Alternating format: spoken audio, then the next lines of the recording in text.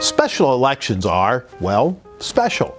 And they're seized upon by the national media as barometers of public opinion between regularly scheduled congressional elections. This year, they've been looked at as bellwethers of how the new Trump administration is doing, politically speaking. And so a special election in Kansas recently got national attention because the Republicans didn't do as well there as they ordinarily do. They won the seat, but not by the usual historic margins. But that was quickly left in the rearview mirror when a special election was held in the 6th District of Georgia this week.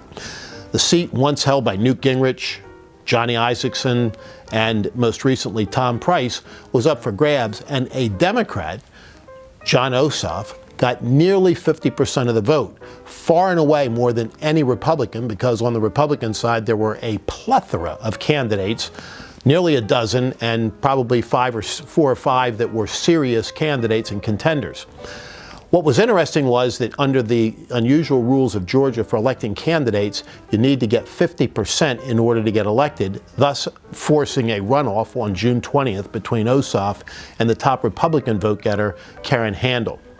That shapes up as a very interesting battle.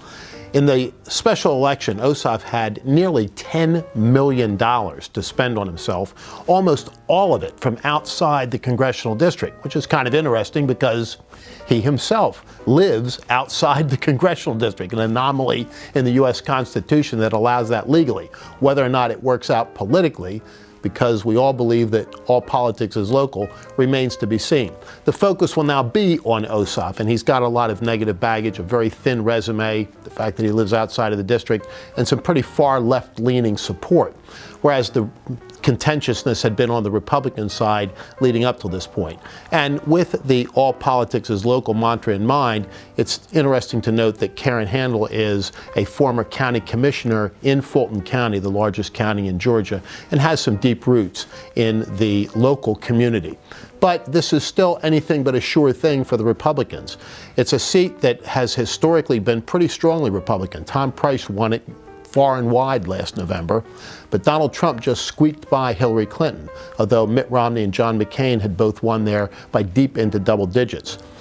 But Ossoff's margin was only about 1.3% higher than Hillary Clinton's, so it may be that that's the base Democratic vote. And most experts in Georgia politics were saying that the Democrats' true chance was to clear the 50% mark in the special election, thus avoiding the necessity of a runoff. The question now is going to be whether the Republicans can get united and do so quickly. National money is going to pour in, lots of volunteers on both sides. It'll be a pitched battle, but if the Republicans can consolidate and coalesce, they probably will hold that seat. Not a sure thing, but the odds are in their favor. And there's likely going to be a special election right here in my own Pennsylvania very soon, as it's widely rumored that Tom Marino, the congressman from the 10th Congressional District, is on his way to the Trump administration as the new drug czar. His resignation would set in motion our own special election over 15 counties in a vast and sprawling district. We'll get back to you on that. And that is the best 60 seconds of your week.